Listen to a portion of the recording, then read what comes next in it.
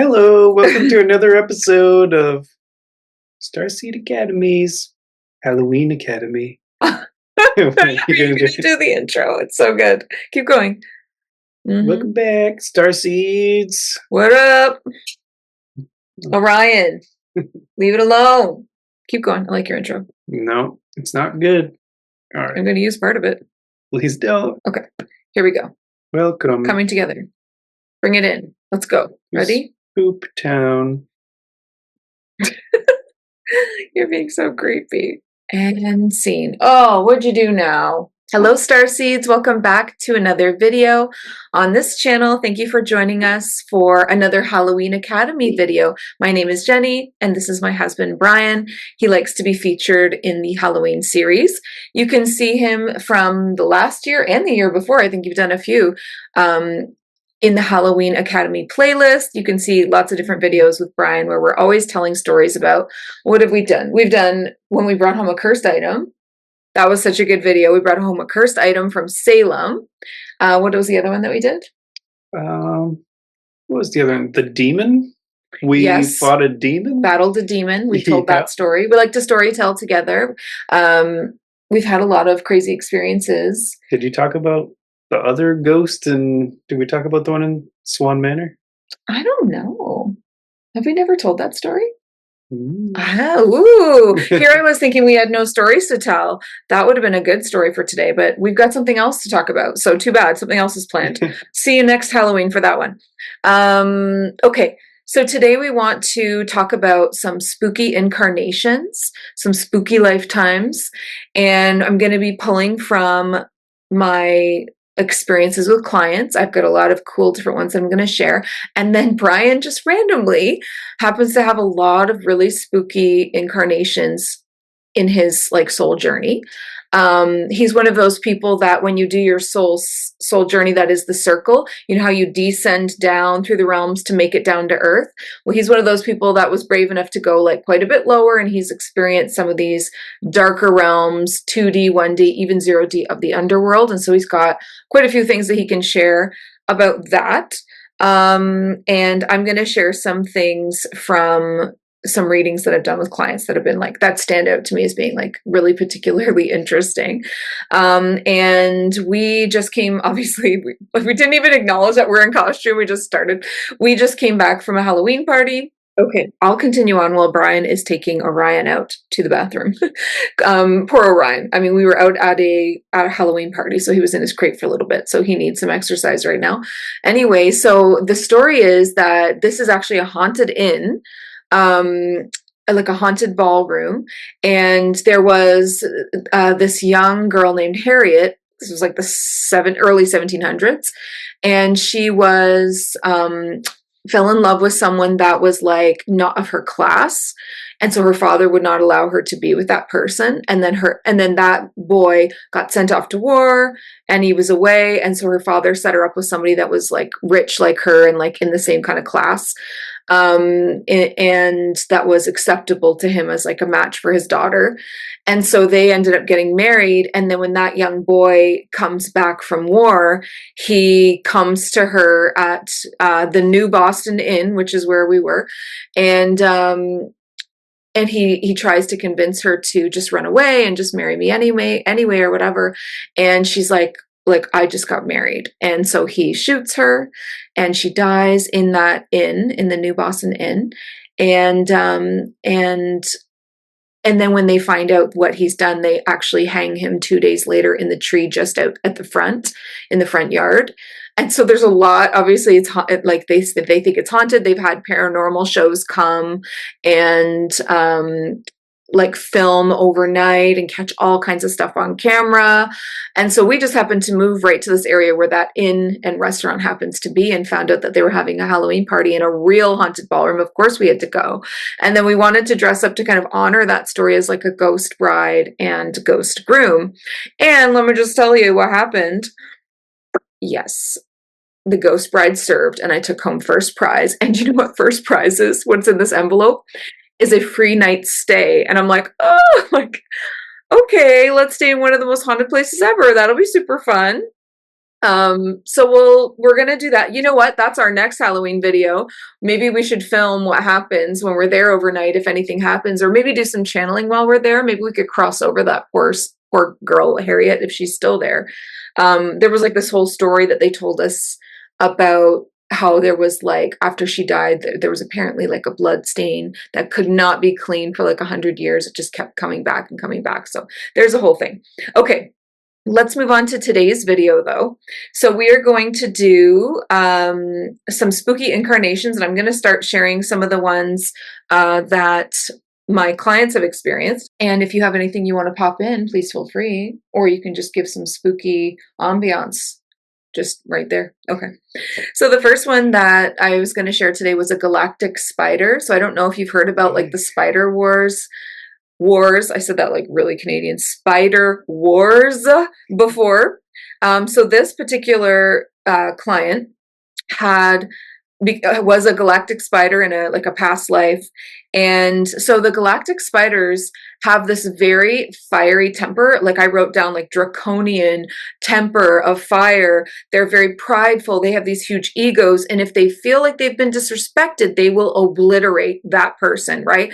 So and they're huge, like bigger than a stadium, like absolutely huge. In fact, Spirit said there would only be like a few that could walk around on Earth at the same time. That's how big they are, like big, black, creepy things. And so there was this really small little planet in this, I forget what constellation it was, some kind of arachnid constellation though, whatever that one is. Within that constellation, they were like the rulers of that constellation. They ruled like an iron fist. And there was this little planet of these bubble people. You know, like if you blow a bubble, obviously like it floats and it looks all like pearlescent, what's the word?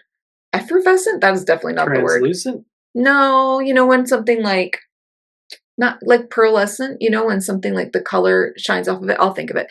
Anyway, so they were like these little people made out of these bubbles, but the bubbles were not like made out of like something like liquid like that. It was like some kind of other material that was hard, but they look like bubble people. That's not the point. It was a small planet of these little bubble people, and they were a relatively new civilization and a new planet, and they weren't able to pay the tithe that these spiders were demanding.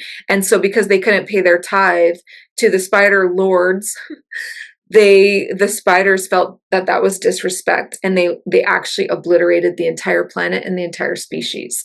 So that was one person. And I just want you to know that I always help my clients to figure out like what kind of a karmic mark did that leave in your soul story, and how can we work in this life to clear that, right? Like, because you can do things on the other end to like clear that and make things better for yourself. There was one reading you did for me at one point where I had a lifetime with the spiders invaded a planet that I was on too. Oh. Aside from that one, it was a dragon planet, and the dragons got annihilated by the spiders because the spiders were like so much bigger than the dragon world. Like the dragons flew to. Remember that? You don't.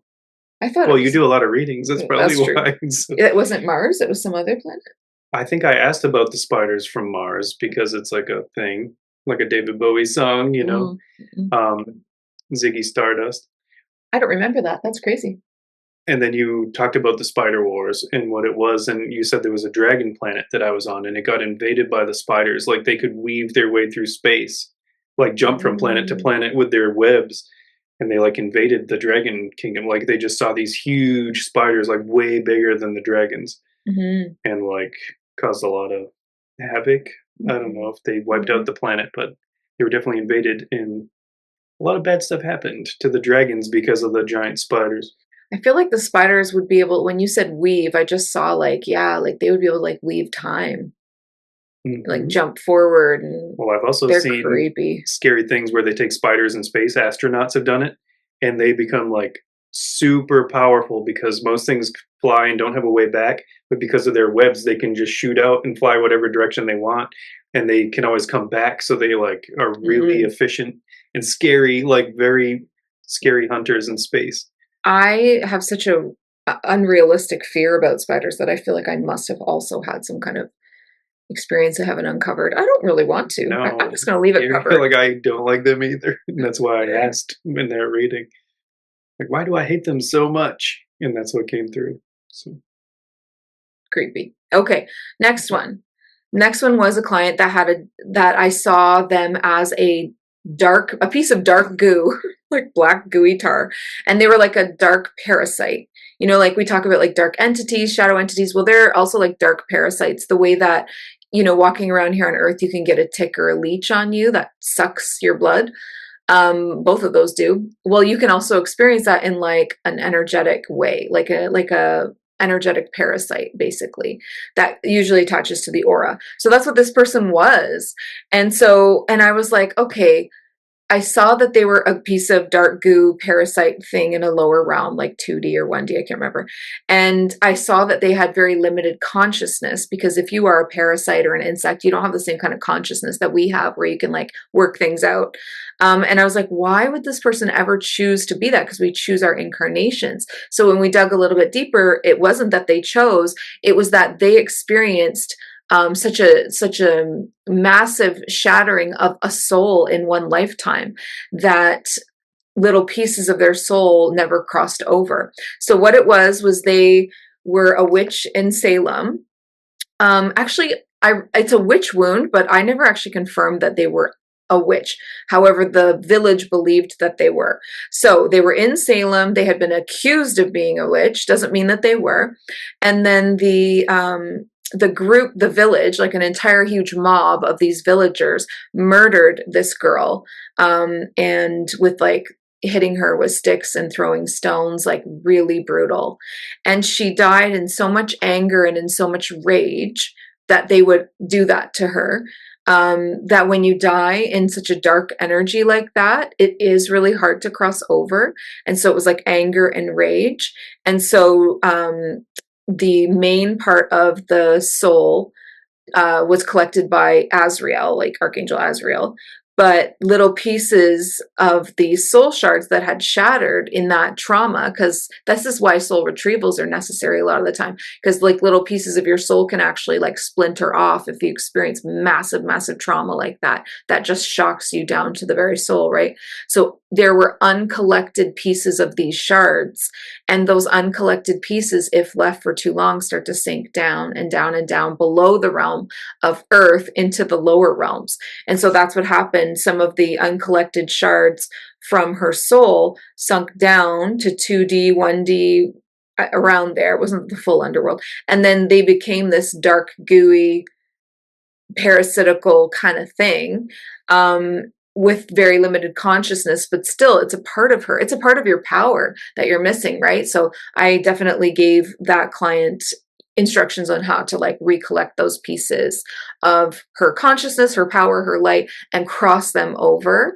When you're doing a soul retrieval and the piece of the soul shard, is not still on Earth but has sunk lower, you don't put it back in the client. It's not safe to do it at that time. You actually have to cross it over into the light as you would like a ghost or whatever. So that's what had to happen with that one. Any thoughts on dark goo parasites? Ew. Okay. Okay, we'll move on to the next one. Okay, so the next one's really cool. This was a voodoo medicine woman, and she was in kind of like felt like an old village tribe style community. So this voodoo medicine woman had a tribe, and she was very like revered. It was like her grandmother, then her mother, then her. It was definitely a part of the ancestry. And she worked with black magic for sure. And she was working with black magic so much that she had basically been taken over by black magic in a lot of ways. And she started to become filled with entities, like possessed, many different entities, all living inside of this woman. And I also felt that she actually really enjoyed that. Like she was happy about that. They were her babies. They were her dark lords. They were, like it was interesting. And when this woman would do her channeling, her work, or speak her prophecies, or however she was doing this work, when she spoke, I heard her voice sounded like many voices all at once, like layered, like you see in creepy movies, like where when she's speaking, but all the dark entities are speaking at the same time as her. So there's like super low tones, medium, high. It was so creepy. And so she knew that if she made sacrifices to these dark lords, the ones inside of her body, but also the ones that she called up, that she would be able to grow in her power, and that her tribe would not be okay with her doing that, but she wanted to grow in power. So she would hide, this was a secret, she would, like a sacrificial lamb, she would sacrifice a child from the tribe, from the village, once a year on the blood moon, and make it look like an animal attack so that the villagers didn't know. So it was this creepy secret in order to make sacrifices so that her dark lords would keep working with her and give her even more power and even more entities. So that was like a super creepy one. Ooh! Do you have anything to say about that, Brian? Nope. I don't know. Okay. I like it. I like the voodoo. I don't like sacrifices. I don't like voodoo. No. Mm-mm. What about shrunken heads? No. They're cool. No, that's real. Like, I know. It's cool. I think I probably did that in a past life. I definitely did. I had a song called Shrunken Heads, so I know it's a thing. You wrote a song called Shrunken Heads? Mm-hmm. Yeah, it rocks. Moving on. The next client reading, spooky incarnation, was a necromancer. So this person, this was a human and someone like in their 20s at the time, late 20s, and he would bring dark spirit. It was actually, it's interesting. It was, my client was female, but in this life she was a male in her 20s, late 20s. Okay. Bring dark spirits up from the lower realms, the shadow realms, to inhabit corpses, like dead people. And she used like a salt circle to pull up dark spirits or dark entities into these salt circles. And once, so she, and sometimes they were excited to help her. And a lot of the times these dark entities, I'm saying her, but it was a him in that life. But anyway, a lot of the times the dark entities were not wanting to do it. And this man just had so much power over that it was an ancestral gift. It was actually like magic that was handed down from father to son. His father was also a necromancer, and then he happened to be a necromancer. And so they used a salt circle and some kind of summoning spell to bring the dark entity, shadow being, demon, whatever it was, up, and then put it into the corpse. And once it was in a physical form, like the corpse, they could bind that being to their will, right? So they're not raising the dead as in it's the person that died. They're just using the body, and it's actually like a dark entity that is animating the body and possessing the body. And once it's in that physical form, it was bound to the will of the necromancer. And the son would raise the dead to terrorize villages. So they were like a traveling act, and they would find like villages that had nearby cemeteries, graveyards, whatever, and they would raise the dead to terrorize the villages. And it was this whole big con, because then the father would act like all holier than thou, like and con the villagers into paying him to lay them back to rest, like he was some holy man and he could lay them to rest and bless the cemetery or bless the village or whatever. And he made a lot of money doing this, but really it was his own son doing that, and it was just like this con that they were playing out. But it was sad because it made the people afraid of the graveyard, and they could no longer go visit their loved ones because they were so afraid of that. So that was a very creepy and kind of mean-spirited kind of incarnation. Abuse of power. Mm-hmm. But it does go along with, I drew this a minute ago, the zombie card, and the meaning was control. It's like you bring it back and then you bind it and you control it. Yeah. Or people are under a spell. Like in society, I think people are called sheep. They're kind of like zombies. I know we try not to use that term, but it's true. The sheeple, the zombies. Yep. Okay.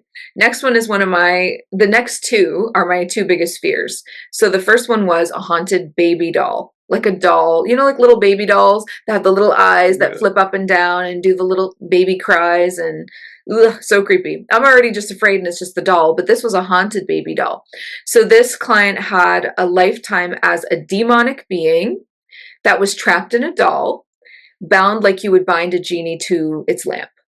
And it was a witch that trapped the demon in the doll, and then the witch died before she released it, so then it was just stuck in there because either no one knew or no one knew how to release it. But she was actually planning on trapping it in the doll and then making it give her something. I don't know, like a wish, or I mean that sounds too much like a genie, but doing something for her. I don't really know what it was, but she was planning on making this demon do something for her or give her something, maybe power, and unless it did, she wouldn't release it. So it was like blackmail or kidnapping or whatever. And then she died, and then this demon's just stuck in this doll. So I saw the doll actually moving, and I've seen some paranormal stuff where, oh, I saw a super creepy one. I don't know why this just flashed into my mind. I saw a super creepy one where someone's storage unit, you know, you can have like storage units with big doors. A lot of the time there's cameras in them. And there was a camera in the storage unit, and this guy happened to collect haunted things. That was his vibe. And he collected this weird, creepy little monkey doll, soft little monkey doll. And the camera caught it sitting up, looking around, and then falling back down. Oh, it was so creepy. It was creepy. So anyway, I saw similar to that. I saw the doll, its little eyes would open every now and then. Its little head would turn. It was all very twitchy, glitchy movements. Ugh, it was just so gross. And so the interesting thing about this was this demon wrote into their soul contracts. Yes, all souls have soul contracts and plans and stuff.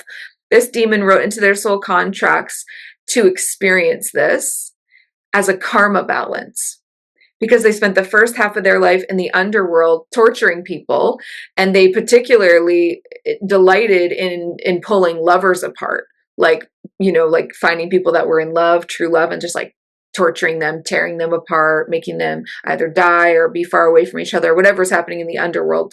And so then this demon agreed to experience this getting trapped.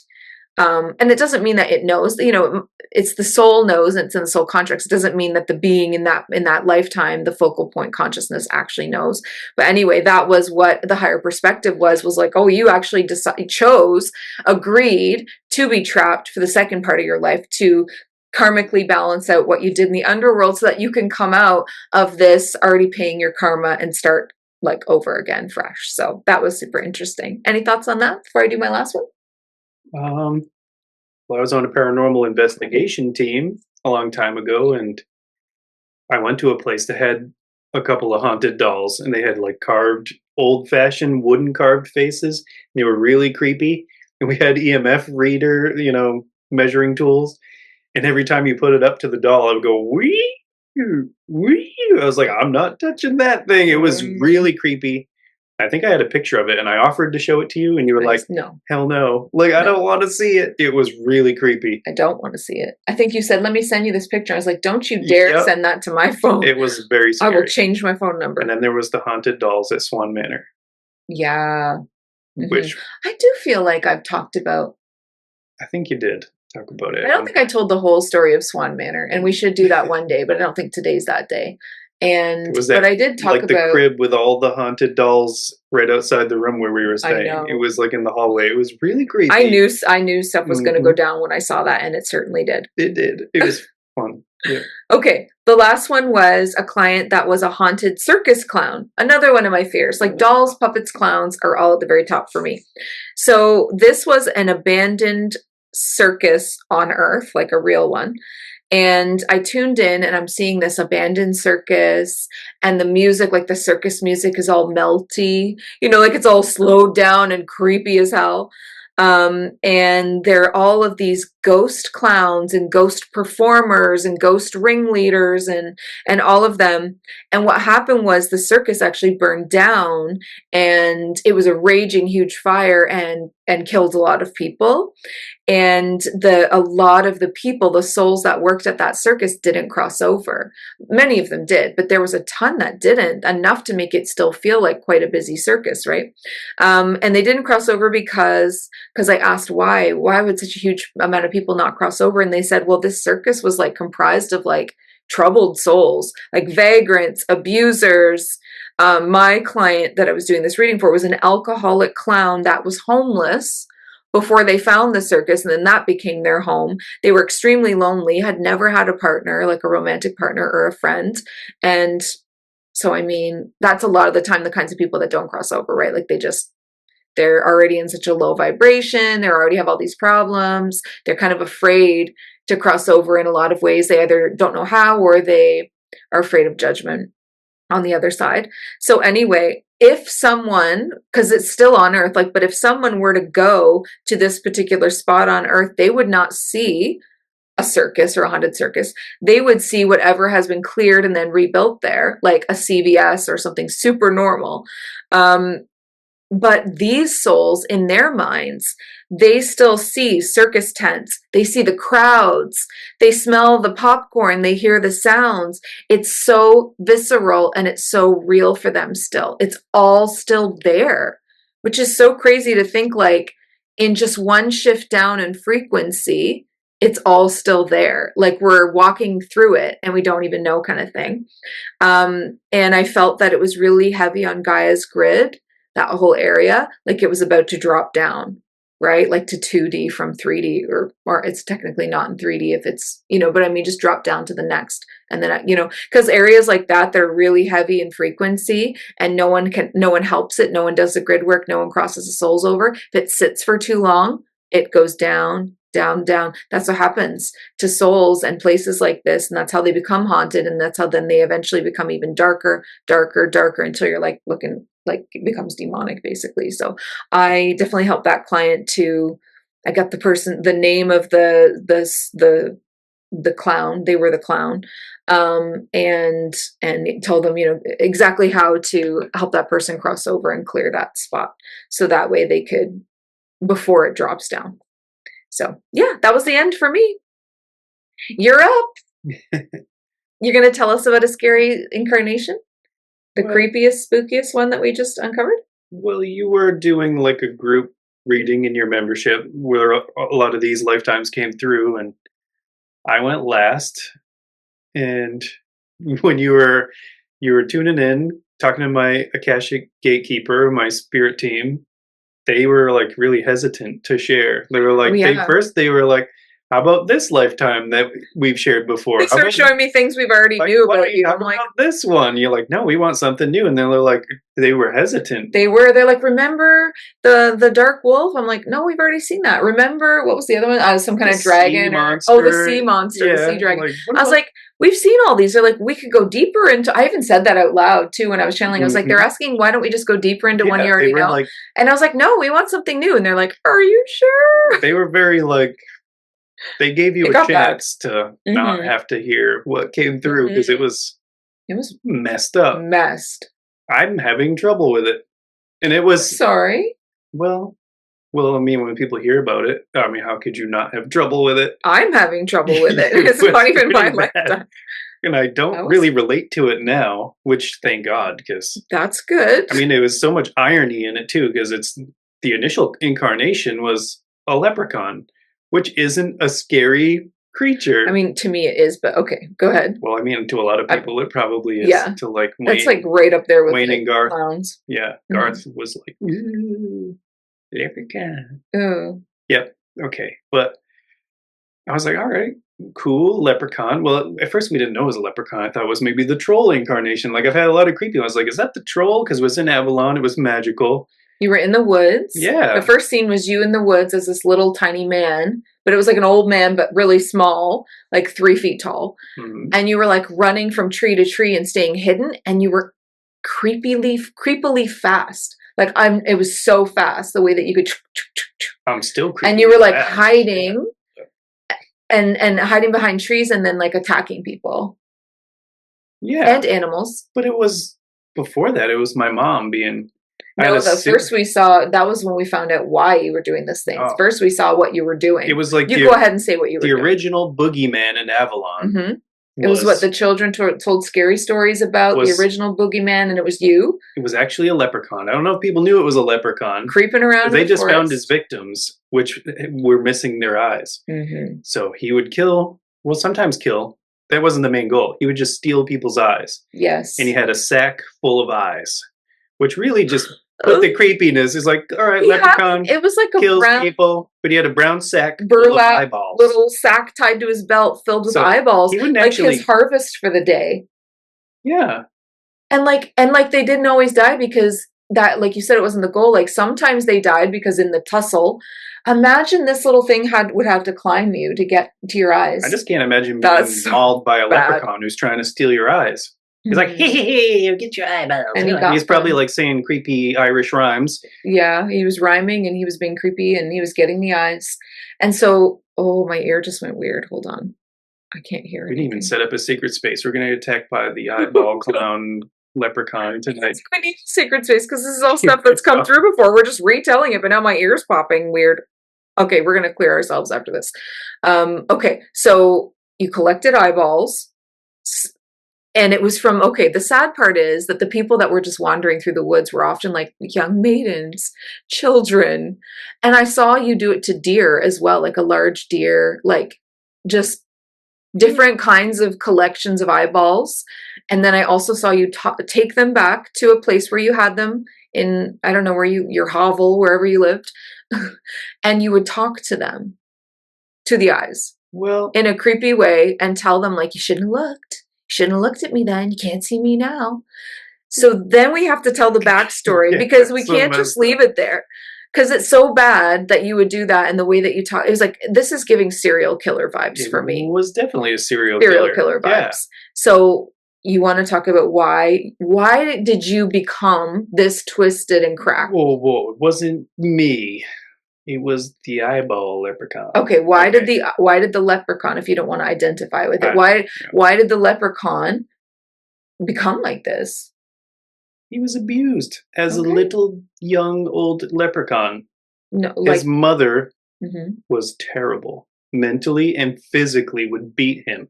And she was paranoid about him being seen because leprechauns are not supposed to be seen.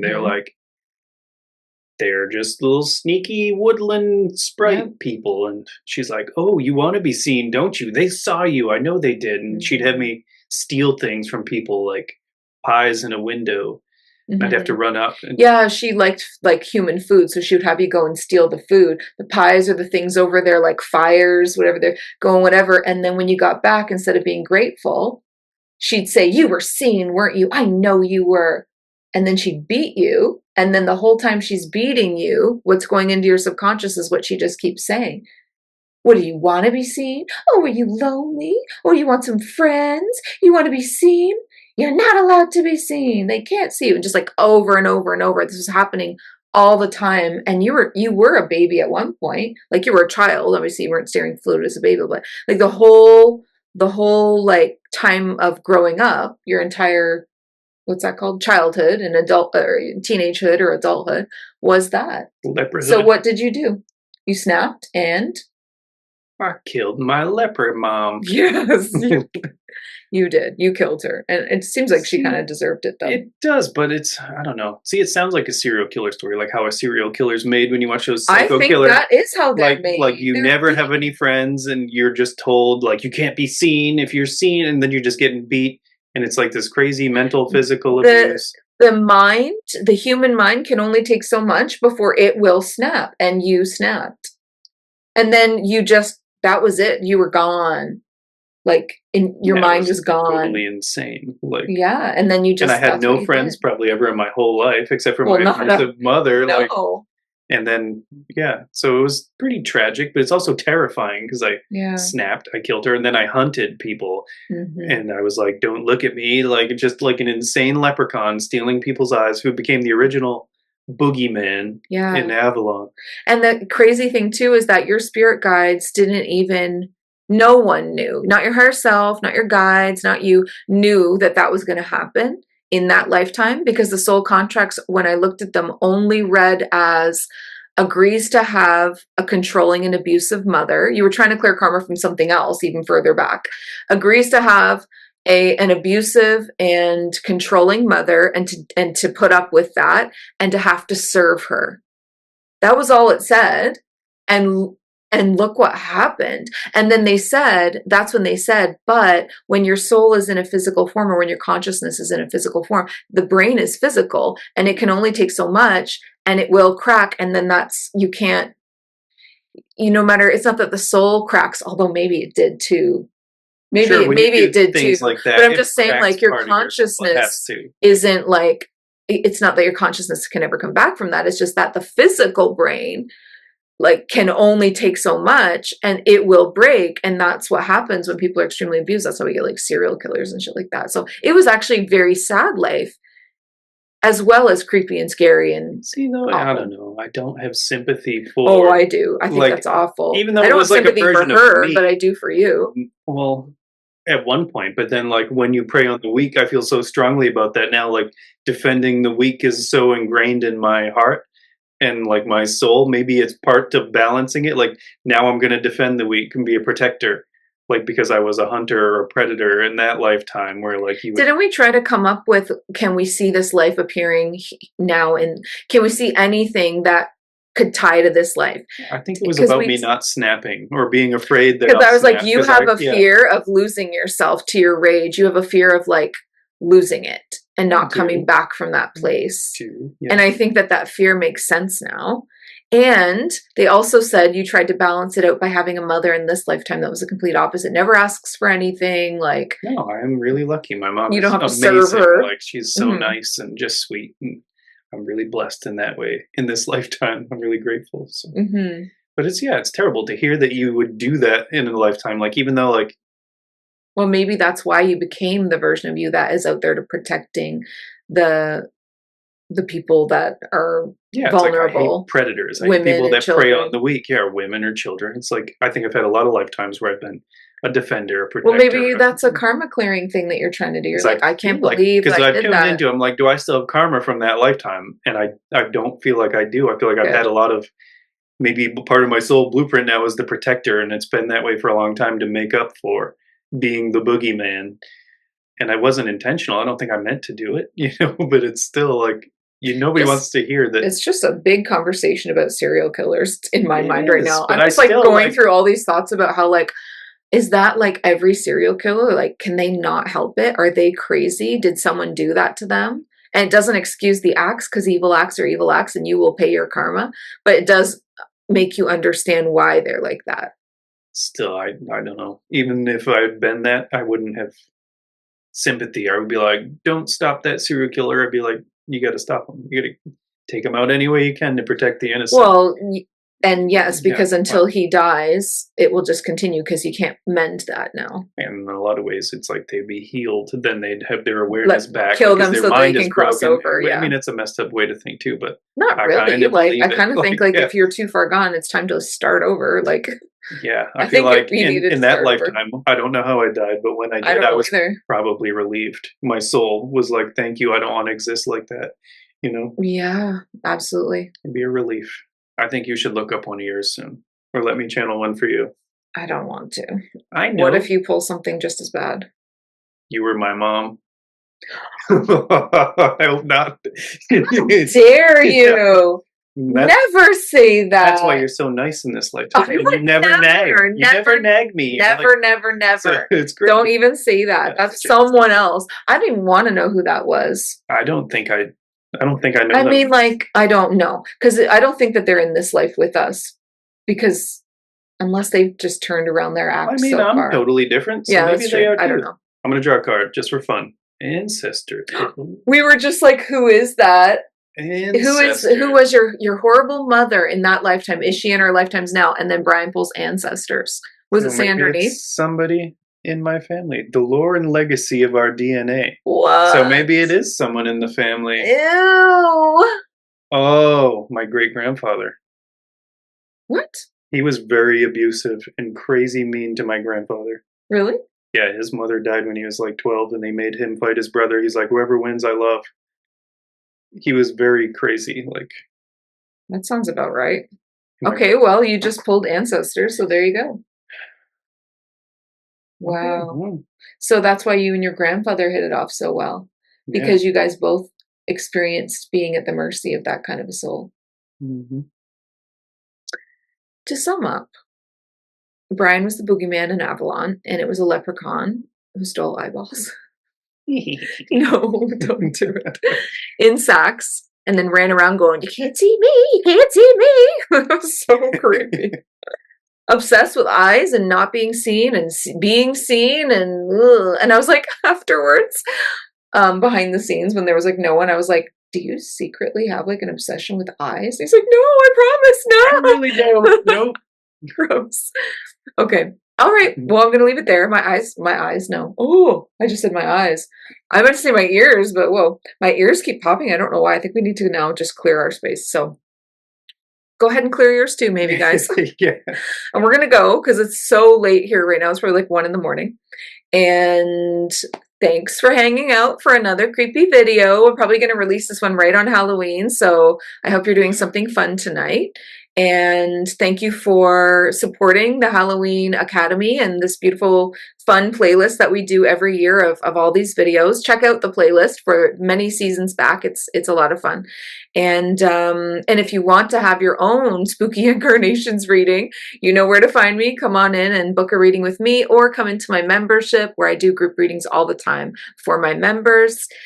Thank you so much, you guys. And before you go, please remember, listen to your heart and the quiet voice within, because you are so much more than the body you are in. I love you, beautiful starseeds. Have a great Halloween. Bye.